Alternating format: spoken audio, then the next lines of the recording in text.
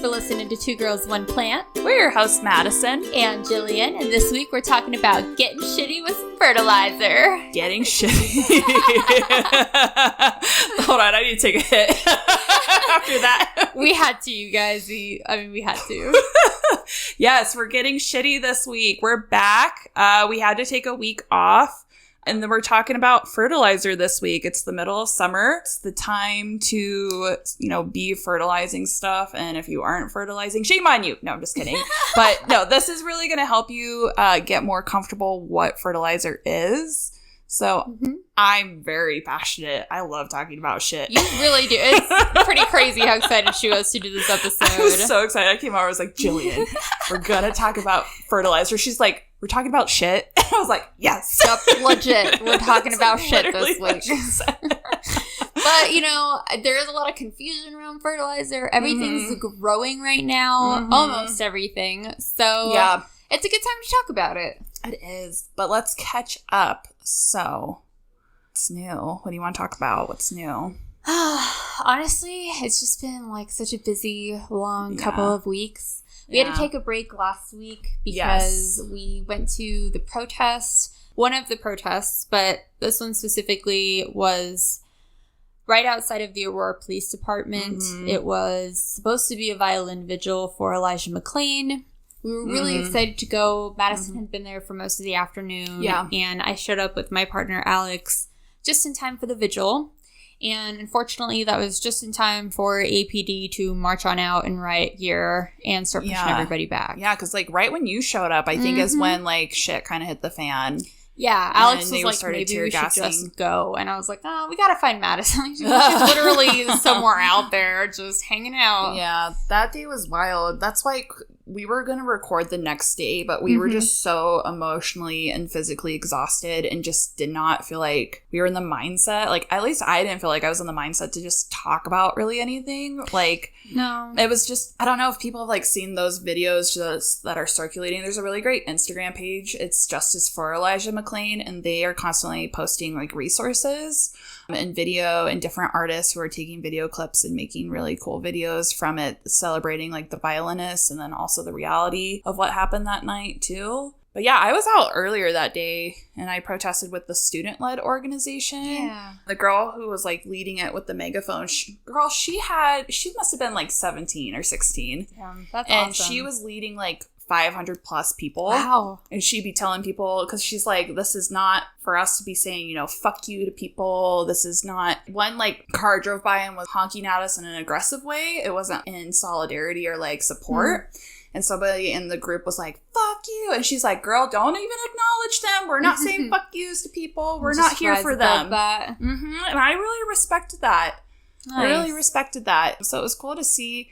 And there was probably 30% of the group was all minors. Children were in this amazing group.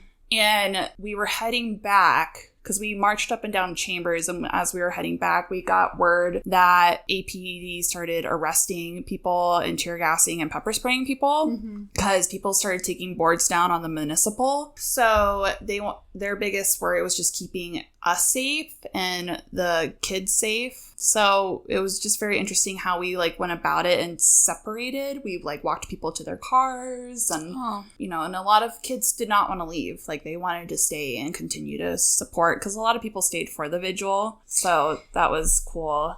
I had to pee and I was like, I need to go find a restroom before the vigil begins. So I left and went to my partner's work because he works 5 minutes away. Oh, nice. So I just used his restroom at work and went right back. But that night was just crazy.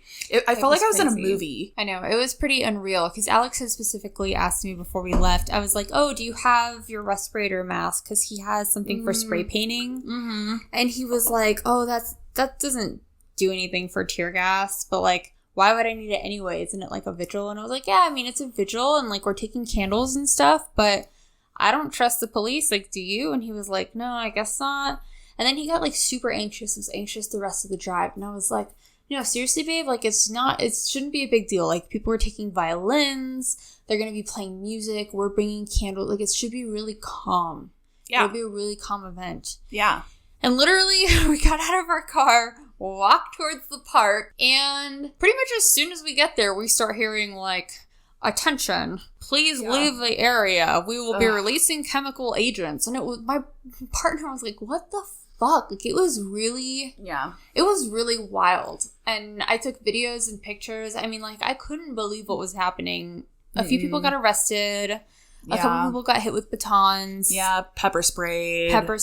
Like, were pretty bad. I think there was like a total of 3 arrests from that night, is what I read. But Aurora PD is just like a fucked up, corrupt police department in general. They're pretty fucked up. They didn't offer support to the first responders after the Aurora Theater shooting. So after that all happened, those first responders aren't even with APD and haven't been for a very long time because seeing all those people dead in a movie theater, slaughtered, fucked them up. And no kidding. And APD did not offer any kind of like mental health support whatsoever to those first responders. But they did manage to arrest the white shooter peacefully and still ended up killing Elijah McClain over nothing, really. Yeah, and like, I'm mad at the police, but also fuck those EMTs. Those EMTs who that gave him that ketamine. Overdosed him with the ketamine. Yeah. 500 milligrams? Something stupid that like nobody ever needs, like medically at all. Yeah, it's pretty wild. They are totally complicit in his murder. It's just, so that's still going on. There was a protest rally today. There's another one tomorrow, and then there's another one on Sunday. And I think we're going to try and go on Sunday. Yeah, we'll be doing the walk. It's being put on by Elijah McClain's mom. So, we have to show up for her. Yeah. It's going to be the walk, I believe, from Elijah's school to his house or his work to his house. I think so. But it was a walk he would do every day. Yeah. And so we're just going to all walk together. Mm-hmm. I think by the time that this episode comes out, it's the 3rd now. So we'll have done it already. So hopefully that'll go well. But I know we're both really excited to be there. Yeah, it will be hopefully not like it was last time. Because I feel like the vigil... Yes, we still, partied in the parking lot with, like, having fun with the violinists and music and singing songs. And, like, fun. That was a beautiful thing, but it's not what we had imagined to show up in just, like, a calm, peaceful protest. Because, like, I went over there where the people were for Aurora PD, and people were protesting and yelling murder, and, like, rightfully so. But my friend and I, we decided that at that precise moment, we were not there to acknowledge the murders. We were there to just remember Elijah. Right. So we walked away and we went and sat on the lawn and listened to the violinist. And that's when shit hit the fan 2 minutes later. Literally, we like walked away and that's when they started like pepper spraying and releasing tear gas. And we're just like, oh my fucking God, what is happening? It's unbelievable. Yeah.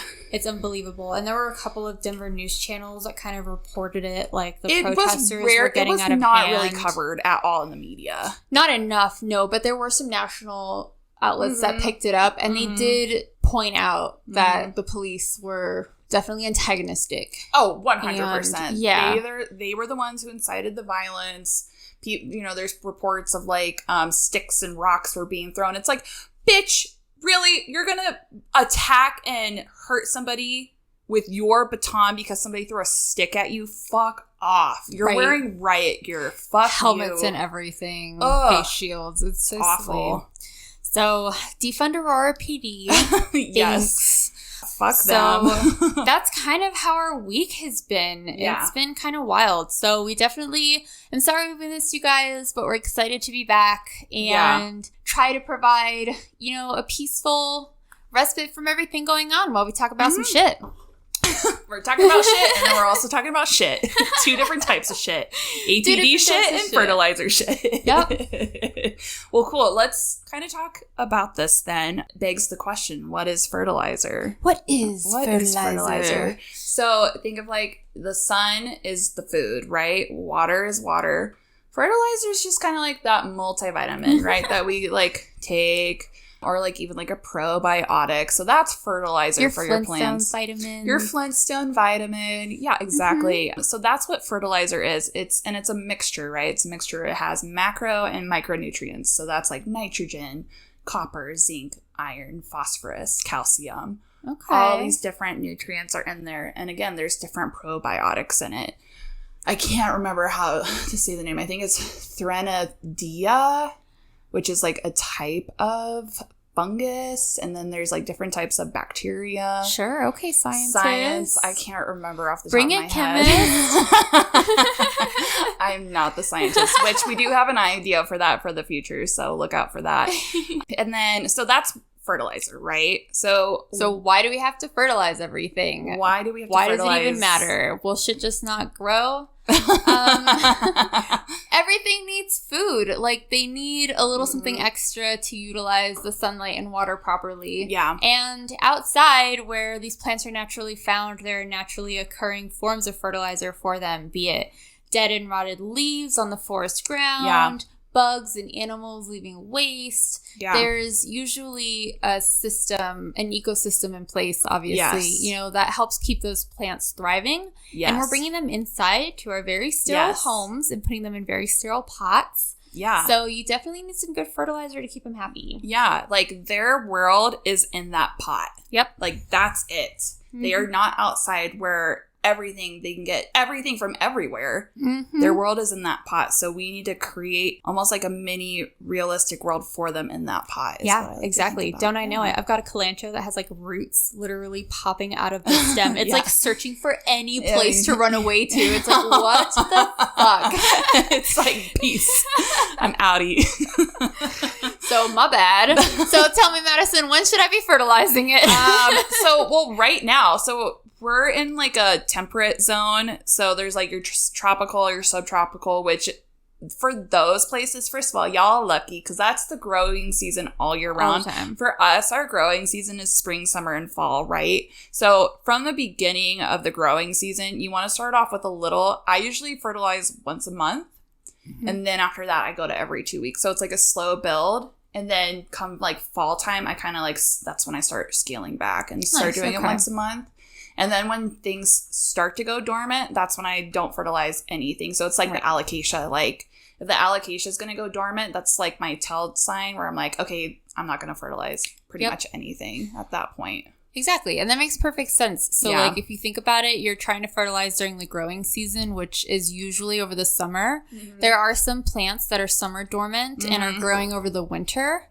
Yeah. And so you want to fertilize those over the winter. And there's a lot of people who are unsure about when to start fertilizing after the winter season. Yeah. But remember, you're looking for the growing period. So most of your plants will start to grow a little bit as the season changes. And that's when you want to fertilize. Yeah. And, like, definitely, like, your plants still do grow during winter, but it's smaller leaves. They're just puny, and that's called winter growth. We don't want to support winter growth because then you're just going to have continuous small leaves. You're not going to get all of a sudden these big leaves because you're fertilizing during winter. That doesn't happen. Your plants aren't stupid. They know what's happening in the natural world. So do that. And then how do you want to fertilize? How do you fertilize? So, okay, this is going to sound like such a dumb answer, but like read the directions on the fertilizer you buy. I have a lot of people ask me this at the store, and I will literally I swear to God, I will literally pick up the fertilizer. And you just go. And I'll fucking read the directions off the back of the Let's bottle. Let's see what the directions say. Like, they wrote it, y'all. They're the ones that mix the formula. So, for some reason, some people don't want to trust that, but like, trust it. They do give you that information for a reason. And if you're unsure, I would always go under what they tell you. Yes, totally. Yeah, it's better to like be safe than like sorry. Yeah, absolutely. And you can just fertilize more often if you do use a smaller, more diluted amount. Totally. Cool. Awesome. And then obviously, like, we all have like wide collections, right? Like, we all have like our phyllos, our monstera, our succulents, our hoyas. I don't know what that is. Our phyllos, begonias, like all these guys, like, obviously get like different strengths and different types of fertilizers, and there's one that work better. But really, like, I like to fertilize when you see yellowing on the bottom part of the plant. So like the more mature leaves on the bottom, if those guys are yellowing, that's usually a sign that it's time to fertilize. Right. Because obviously on the top, you're still getting growth, but maybe it's a little bit slower. It's because it's focusing all of its energy on those dead parts of the plant. So that's when you need to like fertilize. Yeah, exactly. And it can be kind of hard to tell at first because I will say like overwatering can also cause some lower leaves to fall. And there's also some natural leaf loss that occurs on the older, more mature leaves depending on the plant. Yeah.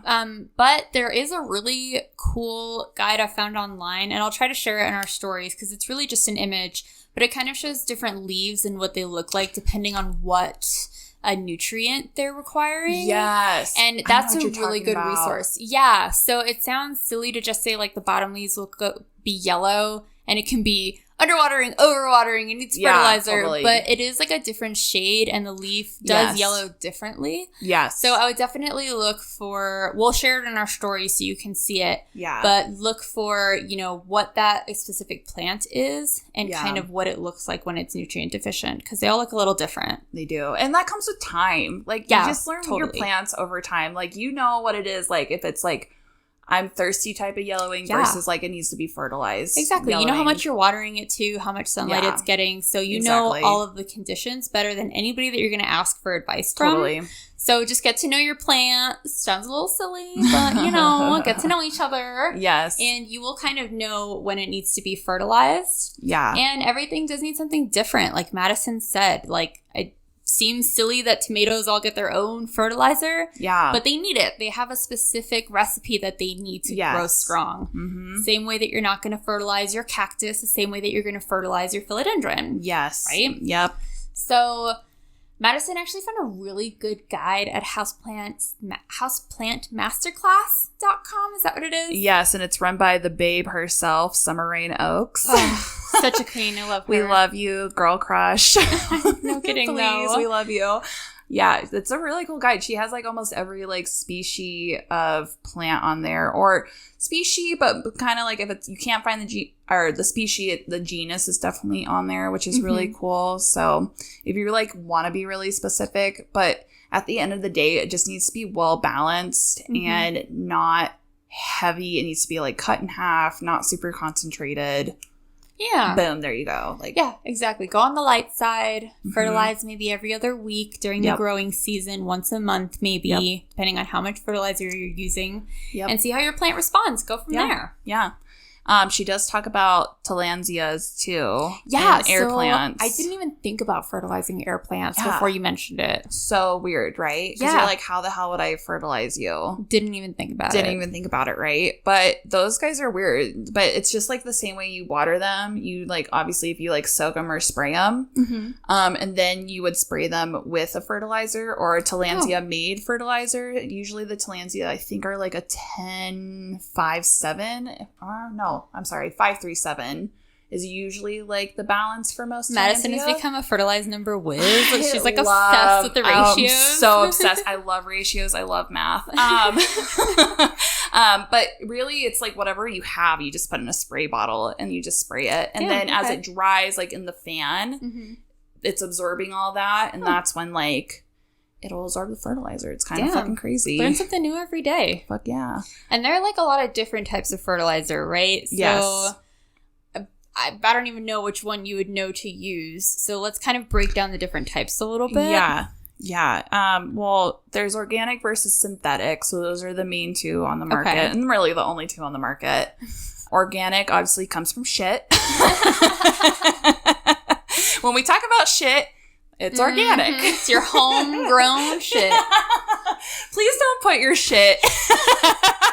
No, can you believe I've seen threads about that? There are women out there using period like blood? Diva cups. Yes, girl. Don't do that. Don't, right? Like I don't understand. Like that's like a witchcraft type thing, like intention. I don't think it's really I'm just gonna go on the record. It really does not do anything. It has like a high amount of like iron from your blood.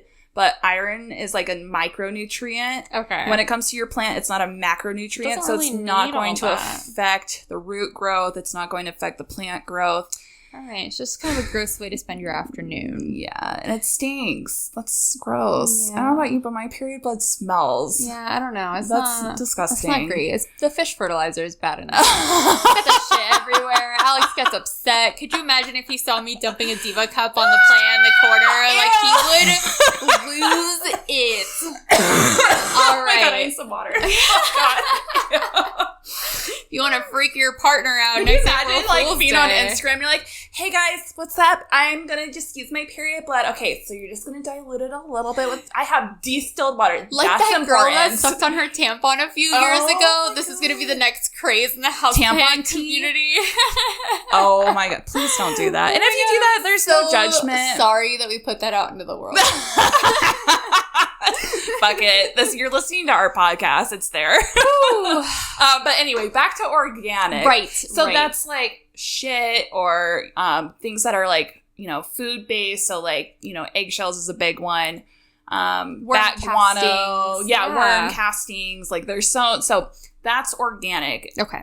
Synthetic are things that have been created in a lab. Oh. So if it's created in a lab, it's higher in concentrate. So when the ratio numbers are higher, so like a 10-10-10, 20-20, 30-30, that is a synthetic. That makes sense. It's not naturally occurring. Exactly. If it's lower, like a 1-3-5, anything kind of like, I would say 7 or below, yes, most cases, it's organic. Okay, interesting. Yeah, so that's how you can kind of tell most cases. Okay, so if you use synthetic, then it's usually going to be a higher number, so I imagine you're going to dilute that a lot more, Absolutely. Right? It's going to be a little more concentrated. Especially for your houseplants. Okay. Yeah, because usually when it's like higher like that, you're looking at, it's usually from like outdoor stuff. Okay.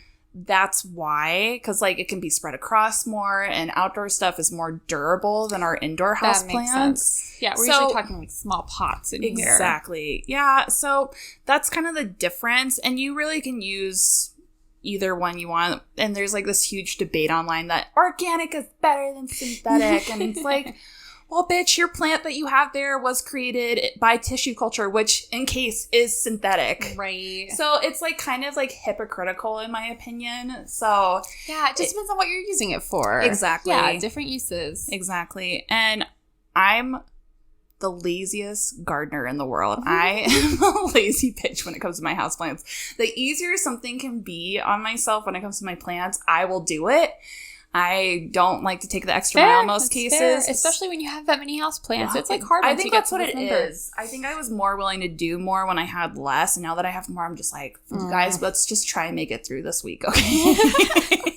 If we could have one home run week, nobody dies. Yeah. We're solid. It's solid. Exactly. Mm-hmm. So that's why I like to do the liquid fertilizing. Okay. So I usually, because it's the growing season, I do it every 2 weeks, and I use liquid fertilizer and I mix that with my water. Boom. I watered you and I fertilized you. Done. Kill 2 birds with 1 stone. Exactly. I don't have to worry about it. So there is liquid. Okay. And then we mentioned that air plant spray. And then it's granular, and then there's sticks. So those are like the big types of different types of fertilizers. Sticks. I think I've only seen that for like trees. Really? Yeah. You've never seen those little sticks? Like there's like succulent sticks. Oh my gosh, no, that's you never seen those? I think Miracle Grow makes some. I think Espoma makes some. And you just like pop it in your pot? Mm-hmm. Yeah. And I think they're organic. No, they come organic and synthetic. Okay. Yeah, but sticks you want to try and get organic, because if you get them synthetic, because they're in one spot of the pot, it can collect salt. A lot, right? Okay, that makes sense. And then that salt collection can then burn your roots. So that's why you want to try and get organic sticks instead of synthetic sticks. Okay, good to know. Yeah. And if then I ever see the sticks. Yeah. And then the granulars are those little blue and green guys. Or like yellow little and your little soil. pebble looking guys that you see in your soil when you first get your plant. Mm-hmm. Those are like slow release fertilizers. Okay. Think of it like baby food. So like you got your new little plant, and the grower's growing the plant, and they're like, okay, I need to give you some baby food to get you big and strong. You're in the Olympics. You're going to do great. And we're going to make you look uber sexy to go to the nursery so people can buy you. And those are like ideal conditions. And then they get to our house and our conditions are crap. Right. It's not great, y'all. Yeah. So we have to like wait to like fertilize those too. I hear those questions all the time. It's like, my plant has fertilizer in it already, and how soon do I wait? Usually it's 4 to 6 months. That makes sense. I was going to say I've heard like 3 to 6. 4 to 6 sounds like just about right. Yeah. And if it's during a dormancy period, then you wait until that dormancy period is over for the next growing season. And that's when you'll start fertilizing. Okay. So I can see a lot of people over-fertilizing their new plants as soon as they take it home. That's good to know. Yeah. Just wait. And I mean, there's that whole thing too, like when you quarantine a plant, you like wait to repot it. Right. Because you want it to like acclimate and stuff. Yeah, and if you're going to repot it and it like you lose a lot of that initial soil, then I guess you can start fertilizing. I don't see it being a problem unless you like add your own fertilizer in with your mix like I do. But it really just depends on how you repot it, I guess. Yeah. Yeah, that makes sense. Something to think about. Yeah. Anyway. Yeah, something to think about, especially when... Yeah, a lot of people come in and, like, buy a new plant and then buy a pot to go with it, like, same day, you know? And you're like, oh, please don't do that immediately when you get home. Use it as a cash pot for, like, 2 months, please. Ooh, it is hot in here. I know. I'm sorry, hun. We're, like, recording back in the plant room today. Yes. But it's my plant room, so it's really humid in here, and it's hot because we don't have central AC. 70%. On the thing, on the humidifier. It is set to be a 70%. Goddamn. It's next to you. My Jesus. Oh my God, it does. It's accurate. Okay, work. Well, your plants are happy. It's a really good humidifier. I'm not going to lie. I saw it on Rachel's YouTube channel, Heart-Shaped Leaves.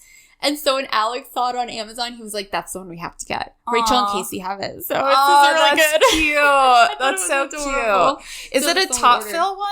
Mm-hmm. Yeah, it had to be top fill. I was going to keep plugging that shit back and forth. Yeah, dude. I'm so over my Lavoie. I ordered 3 new humidifiers because I'm so sick of that shit. Yeah, I'm no, same page though. I'm sick of that, taking it to the sink. Yeah, it's too much. I fucking hate it. And I never do it. No, exactly. You end up not running the humidifier for like a week and all your plants are upset. Oh, girl, it's been like I'm tired. 2 months.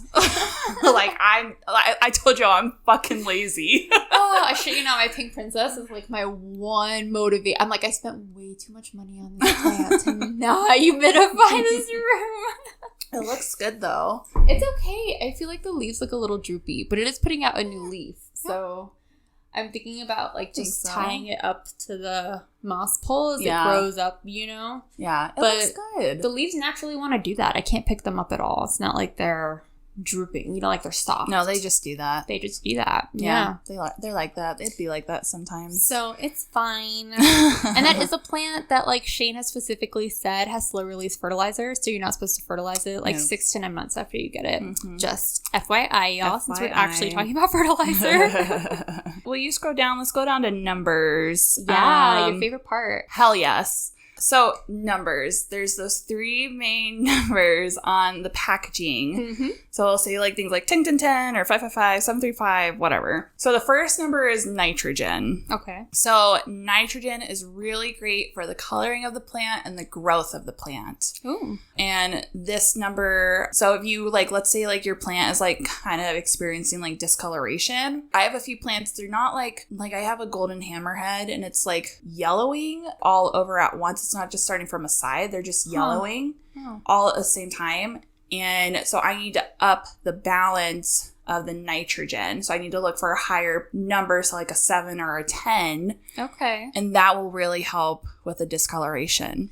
Interesting. That's good to know. That's what that one means. And then the second one is phosphorus. So phosphorus is really great for fruits and flowers. So like, let's say if you have an African violet, orchids, vegetable gardens, this is really, really great. So you want to have that guy be a little bit higher than the rest. And again, if you really want to help it bloom or bud, make sure that number is higher. And then the last number, the third number, is potassium. Potassium. And vitamin, isn't that vitamin K? Yeah, vitamin K. And that one helps with the stronger roots, and it actually helps with disease prevention. Oh, cool. Okay. So really good for like if you're worried about, what is it called, the Mosaica virus or whatever. Yeah, the mosaic virus. Yeah. Or I learned at work it's also called the tobacco rattle virus, I think. Oh. I know. I'd never heard that name. And somebody brought me a leaf like from a peony that was like super infected. It was really interesting, actually. Yeah. That was weird. Interesting. Well, it can help with that. It's definitely not going to fix it. It's going to prevent. Okay. It's not fixing, it's preventing. Right. So that's something very clear I want to make with that. And so the percentages of these guys, these are all the macros, and it's by weight. So if it's a 10-10-10, then it's balanced, especially in the rest of the bottle. Usually the rest of the bottle, though, is like filler or water or other like nutrients, but those are micros, and it's like really small. It's like less than 1% most times. Okay. So it's like what iron, zinc, copper typically is like what those micros are. And if it's lower numbers across the board, so like a 111, 222, whatever, those are what are considered like those gentle fertilizers. Like you hear that a lot in the community where it's like, use a gentle fertilizer. Bitch, I don't know what that means. What do you mean by gentle fertilizer? Explain yourself. So it's just like really low numbers. Yeah. Okay, that makes sense. I can keep up with that. Nitrogen, phosphorus, potassium, bitch. You need a song. I need a song to remember things. Like the My Very Eager Mother Just Served Us 9 Pizzas. Like, that's helped me remember the planets. Jillian was looking at me like, what the fuck are you saying? What are you talking about? Yeah, you remember? Interesting. Yeah, I just memorized the planets. I don't know. Oh, but totally, mnemonic devices are definitely really useful. I need mnemonic devices, absolutely. Okay, so nitrogen, phosphorus, potassium. Yes. Okay, I can remember that. So nitrogen for your plant color and growth, phosphorus for fruiting and flowers, potassium for your roots. Okay. Yes. And then let's see, what's next? So how much fertilizer should we be using? So it's going to be different for each plant and what conditions it's in. Yeah. Right? So like we said earlier, really I would always err on the side of caution. Like always use a little bit less than you would expect, because you can always add a little bit more fertilizer. But once you add too much, you can really burn the roots, and that you can't come back from. So it's always worth it to underdo it a little bit and add more as you go, and you get to know your plant a little bit better. Totally. And remember that it's also going to depend on how much sun and how much water it's getting, because each plant is going to need a different balance of all of these things to grow and thrive. So remember, you know what conditions it's getting better than anybody else, and you can always look up that specific plant to see what other people recommend based on those conditions. Yeah. And then let's see how to fertilize. So you touched on this before. Read the directions. It seems really simple, and yet a lot of people have trouble. Like I promised, they're there to help you. Yeah. But again, like, the higher the number, cut that shit in half. So if it's like, use a tablespoon for every gallon of water, bitch, make it a half tablespoon. Like, you really don't need that much. And a lot of people, like, have different size watering cans. So I actually use a watering jug. Yeah. And then I mix it in that, shake it, and then I pour it into my watering cans. I have a gallon of water from when I've gotten distilled water, and I'll just refill that, so I know it's a gallon every time. Yeah, that's all you need to do. If you want to be real fancy and use distilled water, nobody's judging you. Nobody's judging. And then always water thoroughly, like through just like your normal watering, like all your plants you do, they have to be super thorough. It's the same thing when you're using the fertilizer, because if it's not thorough, then what happens is it gets stuck like in the soil. And then as those roots try and reach out, they get caught in just that piece of fertilizer and they burn, and that damages your plant. Yeah, you want it spread out evenly. Yeah, exactly. Like you're mixing a cake. Oh my gosh, that's such a silly analogy. But like you don't want all those clumps of flour and stuff. Like you really want to make it even and spread out all the way to the bottom. Yeah. And then I'm guilty about this. Like... Yeah, I'm lazy. But when I water shit, I rarely empty my basins. I very rarely do. Just let it soak up after. Yeah, because it's terracotta, and terracotta is very porous, and it's usually gone within an hour. That's fair. So that's why I don't really do it. But when I fertilize, though, I always empty it. Just because those bottom roots, typically at the bottom of the pot, are the most sensitive because they have the root tips and the root hairs. Oh, that makes sense. So you don't really want them sitting in that because those can burn just sitting in the water. Can you fertilize stuff that you're bottom watering, or do you have to top water it if you're fertilizing? Oh, that's a good question. I think if you're just water bottoming.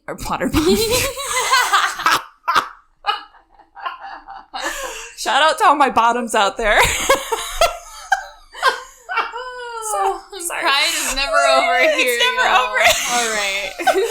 bottom watering, I don't think it would be an issue because if you're bottom watering, then it's soaking everything up, within like an hour, and then whatever you have left over, then the soil's completely like, not drenched, but it has gotten all the water. It is even, right? And then you just pull it out. Yeah, I think if it's even, like, I don't really see it being an issue at that point. Okay. I don't know. I don't think so. Yeah. A really good, who is somebody who always bottom waters? Rachel does. Rachel from Heart Sheet Leaves. Does she bottom water all of her plants? She bottom waters a lot of her plants. We should ask her. I'm curious. We're going to DM you. And when don't we fertilize? Girl, when she is on the brink of death.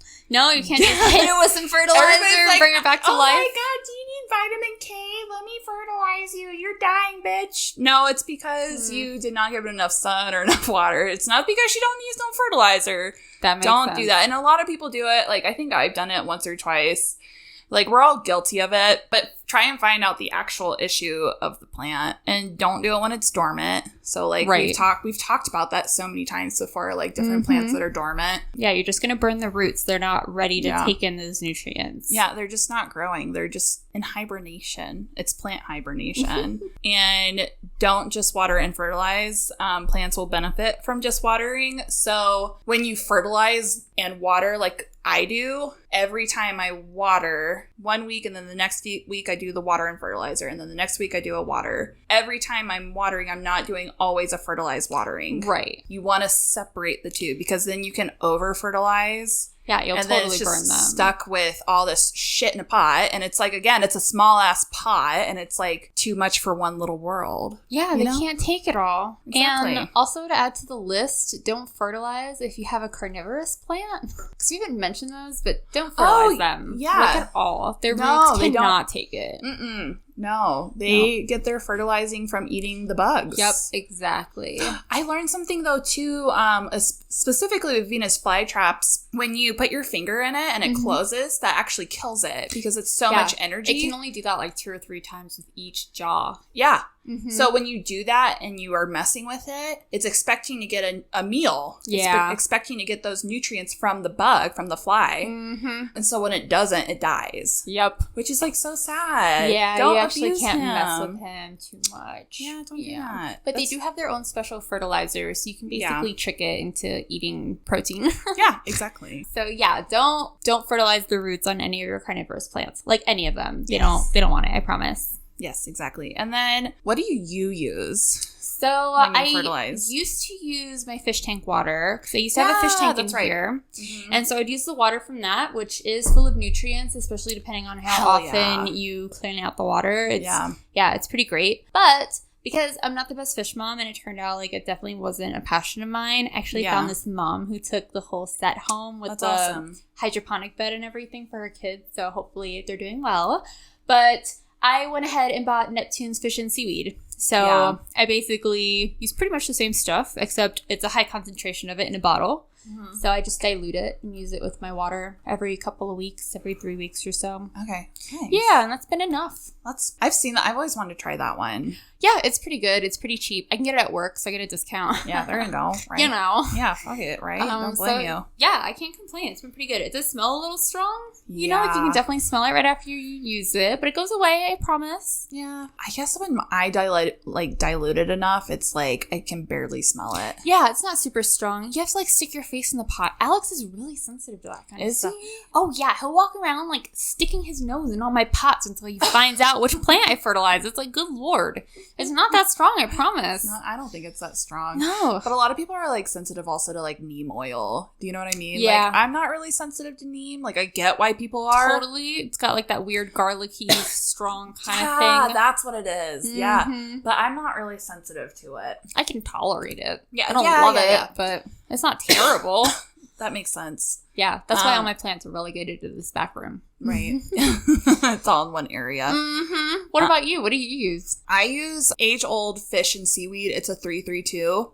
I highly recommend. It's, again, just fish poop and seaweed. That's really it. And I love it. It's great. But it's funny because it sounds like we both use fish and seaweed fertilizer, but yours is age old and it's a 332. Yeah. So mine is Neptune's and it's a 231 actually. Yeah. So they are a little different.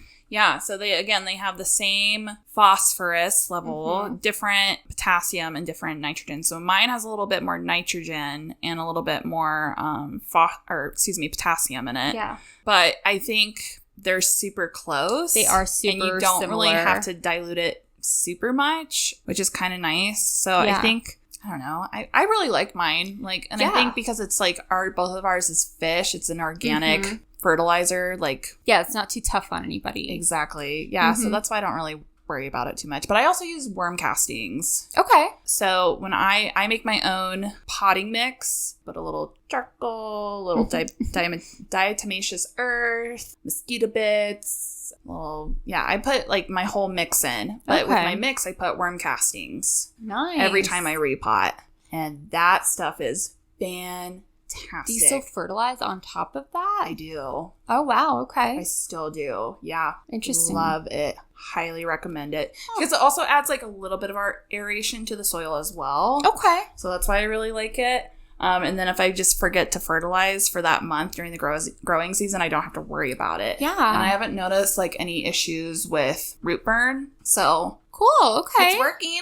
Yeah, that's good to know. Yeah. Maybe I'll have to try some in my next mix. Yeah. Or even if you're just like lazy and you don't want to fertilize, like just add the fertilizer into it, whether it's a granular or like a worm casting, like just add it in. I don't know. I've heard of people making like worm casting teas. Yeah. You know, basically watering with that. Yeah, compost teas or whatever. Yeah, basically. Ooh, yeah, those smell great. I bet. I remember a girl, like, I think it was sometime last year, she was selling compost tea. She was selling worm tea in the group. Gallons of it. Which is so cool. That's actually smart. Yeah, it's not a bad idea. There's somebody else who has a bunch of fish tanks, and she's selling gallons of fish tank water. Really? Yeah. Ooh, I'm going to have to look into it. That's actually really cool. That's Kayla. Oh, yeah. Okay. Yeah. That's cool. Totally. Reach out to her. She'd be happy to get that hustle. She's got a shit ton of fish tanks. Dude, hustle it with the fish water and plant groups. Right? That's the thing is, you're going to dump the water down the drain anyway. So, like, let's make some healthy plants. You know, why not? Let's use it all. Exactly. That's so cool. Mm-hmm. Yeah, I'm not there yet. I'm just lazy. I got rid of the fish tank I had. Like, I could not handle it. It was not...